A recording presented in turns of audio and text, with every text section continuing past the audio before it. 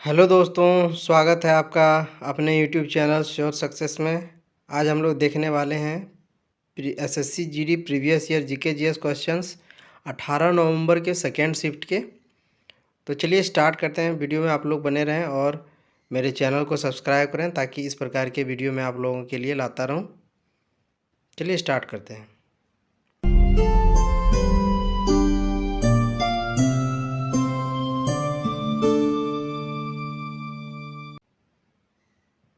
देखते हैं पहला क्वेश्चन कुछ इस प्रकार से है। वह परिसंपत्ति जो ऋण चुकाए जाने तक ऋणदाता की प्रतिभूति के रूप में उधारकर्ता अपने अधिकार में रखता है और उसका उपयोग भी करता है, उसे क्या कहते हैं? आपके ऑप्शंस अनुषांगी, दूसरा ऑप्शन है संपारिश, तीसरा ऑप्शन है जमानत, चौथा ऑप्शन है सहायक। आप लोग इसका आंसर करिए। उम्मीद है आप लोगों ने कर लिया होगा। देखते हैं इसका सही आंसर क्या है। इसका सही आंसर हो जाएगा संपार्श्विक। आगे बढ़ते हैं अपने अगले क्वेश्चन की ओर। क्वेश्चन नंबर 2, अक्टूबर 2020 में प्रकाशित पुस्तक वॉइसेज ऑफ डिसेंट के लेखक का क्या नाम है? अब देखते हैं इसके ऑप्शन अरुंधति रॉय, दूसरा ऑप्शन सरप्रीत सिंह, तीसरा ऑप्शन अर्जुन आनंद, चौथा ऑप्शन रोमिला थापर। चलिए देखते हैं इसका सही आंसर क्या है। इसका सही आंसर हो जाएगा रोमिला थापर। आगे बढ़ते हैं अपने अगले क्वेश्चन की ओर। क्वेश्चन नंबर 3, दिल्ली में जमानत खाना मस्जिद का निर्माण निम्नलिखित में से किसने करवाया था? आपके ऑप्शंस, पहला ऑप्शन है कुतुब अल दीन मुबारक शाह, दूसरा ऑप्शन है खिज्र खां, तीसरा ऑप्शन है जलालुद्दीन फिरोज खिलजी, चौथा ऑप्शन है अलाउद्दीन खिलजी। आंसर करिए आप लोग। इसका सही आंसर हो जाएगा खिज्र खां। आगे बढ़ते हैं अपने अगले क्वेश्चन की ओर। क्वेश्चन नंबर 4, अपनी डॉक्यूमेंट्री में ची लूपो के लिए निम्नलिखित में से किसने 2020 में दादा साहब फाल्के पुरस्कार जीता? ची लोपो जो है डॉक्यूमेंट्री, ये किसने बनाया था ये पूछा गया है। तो पहला है काशीनाथुनी विश्वनाथ, दूसरा है बी नागी रेड्डी, तीसरा है अनिकेनेगी नागेश्वरम राव, चौथा है केंजंग डी थोंगडोंग। आंसर करिए। इसका सही आंसर हो जाएगा केजंग डी थोंगडोंग। आगे बढ़ते हैं अपने अगले क्वेश्चन की ओर। क्वेश्चन नंबर 5, निम्नलिखित में से कौन सा एक सांख्यिकीय उपकरण है जो स्वास्थ्य, शिक्षा और आय के संबंध में किसी देश की समग्र उपलब्धि को मापता है? पहला ऑप्शन मानव विकास सूचकांक, दूसरा ऑप्शन प्रति व्यक्ति आय, तीसरा ऑप्शन राजनीतिक स्थिरता, चौथा ऑप्शन है जीवन प्रत्याशा। इसका आंसर करिए। चलिए देखते हैं इसका सही आंसर क्या है।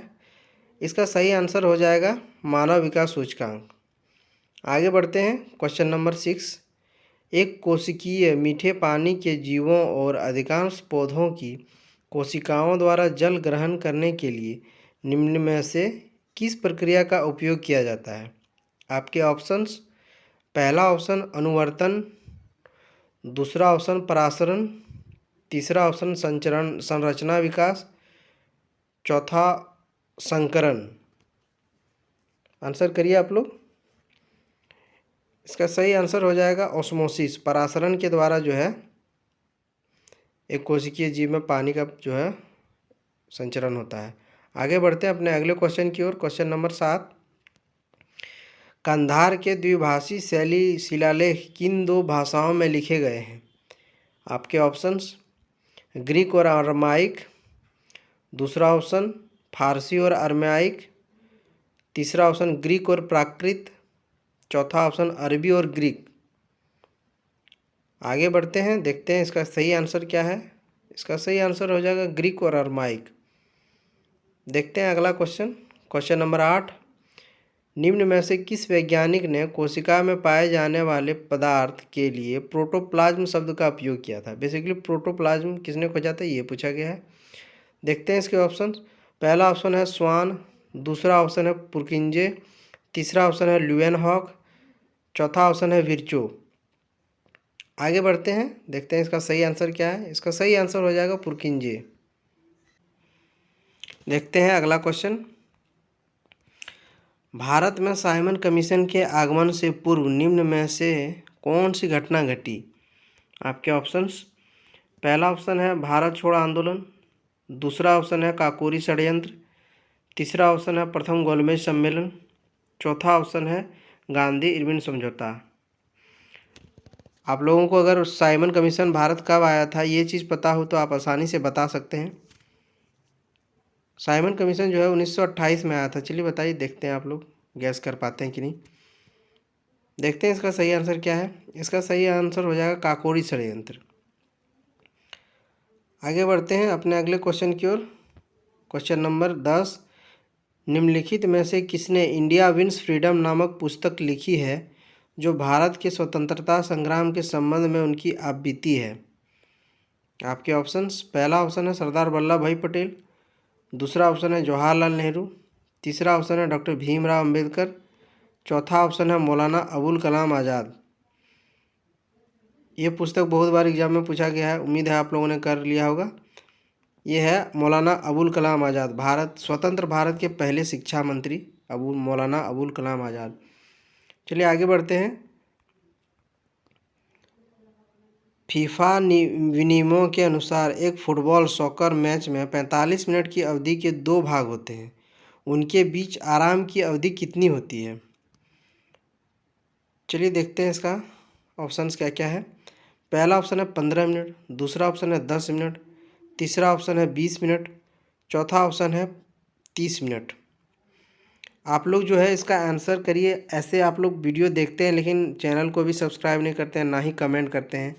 आप लोग जब तक नहीं करिएगा आंसर तो आप लोग को पता भी नहीं चलेगा कि क्या है नहीं है, ठीक है। तो आप लोग जो है कमेंट ज़रूर करें। तो बताइए इसका सही आंसर क्या होगा। चलिए देखते हैं इसका सही आंसर क्या है। इसका सही आंसर हो जाएगा 15 मिनट। आगे बढ़ते हैं अपने अगले क्वेश्चन की ओर। क्वेश्चन नंबर 12, देवप्रयाग में भागीरथी किससे मिलती है, किस नदी से मिलती है? देवप्रयाग आप लोग जानते हैं गंगा नदी का ही रूप है। चलिए देखते हैं इसका पहला ऑप्शन है मेघना, दूसरा ऑप्शन है अलकनंदा, तीसरा ऑप्शन है घाघरा, चौथा ऑप्शन है गंडक। इसका सही आंसर हो जाएगा अलकनंदा। देवप्रयाग में जो है भागीरथी नदी अलकनंदा से मिलती है और यहीं से इसको गंगा कहा जाता है। चलिए आगे बढ़ते हैं, देखते हैं क्वेश्चन नंबर 13, 2019 में भारत के संविधान में क्रमशः कितने अनुच्छेद और अनुसूचियाँ थी? ये देखिए उस समय का करंट अफेयर है, एक तरीके से मान सकते हैं आप। संविधान में कितने भाग और कितनी अनुसूचियाँ थी ये पूछा गया था। तो देखते हैं इसका ऑप्शन क्या क्या है। 396 और 8, 398 और 6, 395 और 8, 392 और 7। चलिए देखते हैं इसका सही आंसर क्या है। इसका सही आंसर हो जाएगा 395 और 8 अनुसूची। आगे बढ़ते हैं अपने अगले क्वेश्चन की ओर। क्वेश्चन नंबर 14, निम्नलिखित में से किस खेल हस्ती ने राजीव गांधी खेल रत्न पुरस्कार 2020 प्राप्त किया? करंट अफेयर का क्वेश्चन है। राजीव गांधी 2020 में जो है किसने प्राप्त किया था? इसका नाम अभी बदल दिया गया है। तो चलिए देखते हैं इसका ऑप्शन पहला है मरियप्पन थंगावेलु, दूसरा ऑप्शन है विशेष मृंगुवंशी, तीसरा है धर्मेंद्र तिवारी, चौथा है विजय भालचंद्र मुनीश्वर। उम्मीद है आप लोगों ने कर लिया होगा। चलिए देखते हैं इसका सही आंसर क्या है। इसका सही आंसर हो जाएगा मरियप्पन थंगावेलु। चलिए बढ़ते हैं अपने अगले क्वेश्चन की ओर। क्वेश्चन नंबर 15, निम्न में से क्या मिट्टी को उपजाऊ बनाता है? आपके ऑप्शंस, पहला ऑप्शन है खनिजों और अकार्बनिक पदार्थ का सही मिश्रण, दूसरा ऑप्शन है मिट्टी में लवण का उच्च स्तर, तीसरा ऑप्शन है मिट्टी में अम्लीय पदार्थों की अधिकता, चौथा ऑप्शन है खनिजों में कार्बनिक पदार्थों का सही मिश्रण। देखते हैं इसका सही आंसर क्या हो जाएगा। इसका सही आंसर हो जाएगा खनिजों और कार्बनिक पदार्थों का सही मिश्रण। आगे बढ़ते हैं अपने अगले क्वेश्चन की ओर। क्वेश्चन नंबर 16, निम्नलिखित में से कौन सा 2020 में आईसीसी एलीट पैनल में प्रवेश करने वाले सबसे युवा अंपायर बने थे? करंट अफेयर का है क्वेश्चन उस समय का। चलिए देखते हैं इसका। आप लोग गौर कर रहे होंगे कि खेल और खिलाड़ी से हमेशा 2 क्वेश्चन पूछा जा रहा है, दिवस से भी 1 क्वेश्चन पूछा जा रहा है। तो इसलिए आप लोग ये चीज़ जो है करंट अफेयर का और स्ट्रॉन्ग कर सकते हैं। स्टैटिक का बात करें तो जनगणना से हर शिफ्ट में 2 सवाल पूछा जा रहा है। तो इस तरह से आप अगर एनालिसिस को देखेंगे प्रीवियस ईयर के, तो आपको ये चीज़ पता चलेगा कि जो है कौन सा किस टाइप का क्वेश्चन पूछा जा रहा है।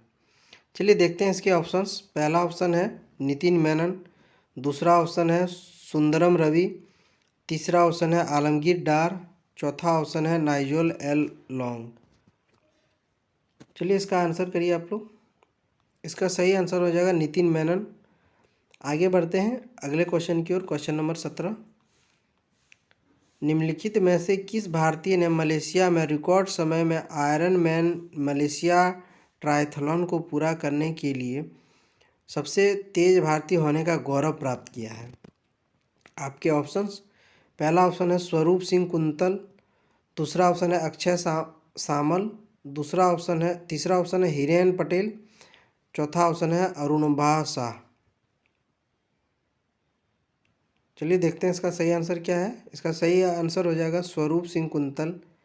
आगे बढ़ते हैं अपने अगले क्वेश्चन की ओर। क्वेश्चन नंबर 18, किसी कठोर वस्तु से टकराने पर घंटी जैसी ध्वनि उत्पन्न करने के धातु के गुण को क्या कहते हैं? आपके ऑप्शंस हैं अपारदर्शिता, दूसरा ऑप्शन है तन्यता, तीसरा ऑप्शन है ध्वन्यात्मक, चौथा ऑप्शन है आघातवर्धनीयता। चलिए देखते हैं इसका सही आंसर। इसका सही आंसर हो जाएगा ध्वन्यात्मकता। अगला क्वेश्चन, क्वेश्चन नंबर 19, निम्न में से किसका उद्देश्य देश में पंचायती राज संस्थाओं को बढ़ावा देना है? आपके ऑप्शंस, पहला ऑप्शन है संविधान का जो है 37वां संशोधन अधिनियम 1975, संविधान का जो है 73वां संशोधन अधिनियम 1992, संविधान का 43वां संविधान संशोधन अधिनियम 1977, या फिर संविधान का 60वां संशोधन अधिनियम 1988। ये बहुत ही इंपॉर्टेंट क्वेश्चन है। आप लोग, उम्मीद है आप लोगों ने कर लिया होगा।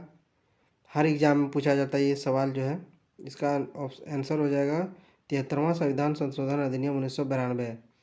आगे बढ़ते हैं अपने अगले क्वेश्चन की ओर। क्वेश्चन नंबर 20, किसी भी एशियाई खेल में स्वर्ण पदक जीतने वाली पहली भारतीय महिला एथलीट कौन थी? आपके ऑप्शंस, पहला ऑप्शन है कमलजीत सिंधु, दूसरा ऑप्शन है आरती साहा, तीसरा ऑप्शन है दुर्गा बनर्जी, चौथा ऑप्शन है कर्णम मल्लेश्वरी। ये बहुत ही इंपॉर्टेंट क्वेश्चन, आप लोग इसका आंसर कर लिए होंगे। चलिए देखते हैं इसका सही आंसर हो जाएगा कमलजीत संधू। आगे बढ़ते हैं अपने अगले क्वेश्चन की ओर। क्वेश्चन नंबर 21, निम्नलिखित में से कौन सा ऊर्जा का एक पारंपरिक स्रोत है? पहला ऑप्शन लकड़ी, दूसरा ऑप्शन सौर ऊर्जा, तीसरा ऑप्शन बायोगैस, चौथा ऑप्शन पवन ऊर्जा। पारंपरिक स्रोत के बारे में आप लोगों को पूछा गया है, जो हम लोग शुरू से यूज करते आ रहे हैं। चलिए देखते हैं इसका सही आंसर क्या है। इसका सही आंसर हो जाएगा लकड़ी। आगे बढ़ते हैं अपने अगले क्वेश्चन की ओर। निम्नलिखित में से कौन चंद्रगुप्त प्रथम का उत्तराधिकारी था? आपके ऑप्शंस, पहला ऑप्शन है समुद्रगुप्त, दूसरा ऑप्शन है घटोत्कच, तीसरा ऑप्शन है विक्रमादित्य, चौथा ऑप्शन है चंद्रगुप्त द्वितीय। चलिए देखते हैं इसका सही आंसर क्या है। इसका सही आंसर हो जाएगा समुद्रगुप्त। आगे बढ़ते हैं अपने अगले क्वेश्चन की ओर। क्वेश्चन नंबर 23, भारत के निर्वाचन आयोग द्वारा 2020 में बिहार विधानसभा का आम चुनाव कितने चरण में पूरा कराया गया था? बहुत ही एक तरह से कह सकते हैं टिपिकल है। चलिए देखते हैं इसका ऑप्शन क्या है। पहला ऑप्शन है 2, दूसरा ऑप्शन है 4, तीसरा ऑप्शन है 5, चौथा ऑप्शन है 3। तो बिहार विधानसभा चुनाव जो है कितने चरण में कराया गया था? चलिए देखते हैं इसका सही आंसर। इसका सही आंसर हो जाएगा ऑप्शन नंबर 4, 3। आगे बढ़ते हैं अपने अगले क्वेश्चन की ओर। अगला क्वेश्चन, 2020 तक जानकारी के अनुसार एक्सिस बैंक का मुख्यालय निम्नलिखित में से किस शहर में स्थित है? बैंक का मुख्यालय पूछा गया है। पहला ऑप्शन है अहमदाबाद, दूसरा ऑप्शन है चेन्नई, तीसरा ऑप्शन है मुंबई, चौथा ऑप्शन है बेंगलुरु। उम्मीद है आप लोगों ने कर लिया होगा। चलिए देखते हैं इसका सही आंसर हो जाएगा मुंबई। जितने भी, इसीलिए इंडिया का जो फिनांस कैपिटल है मुंबई शहर को ही बोला जाता है। सारे बैंकों का मुख्यालय जो है यहीं पर मुंबई में ही स्थित है। कुछ बैंक का जैसे आप देख सकते हैं एक्सिम बैंक का जो है बाहर में है और कुछ कुछ बैंक है उनका बाहर में, बाकी सारे बैंक का जो है मुख्यालय यहीं पे है। आगे बढ़ते हैं अपने अंतिम क्वेश्चन की ओर। क्वेश्चन नंबर 25, निम्नलिखित में से किसने हड़प नीति लागू की थी? पहला ऑप्शन है लॉर्ड रिपन, दूसरा ऑप्शन है लॉर्ड डलहौजी, तीसरा ऑप्शन है वारेन हेस्टिंग्स, चौथा ऑप्शन है लॉर्ड कैनिंग। चलिए देखते हैं इसका सही आंसर क्या है। हड़प नीति लॉर्ड डलहौजी इसके लिए बदनाम है। वीडियो में लास्ट तक बने रहने के लिए आपका बहुत बहुत धन्यवाद। इस प्रकार के वीडियो पाने के लिए आप मेरे चैनल को सब्सक्राइब ज़रूर करें और मेरे वीडियो को पूरा एंजॉय करें। मिलते हैं अगले वीडियो में, तब तक के लिए टेक केयर।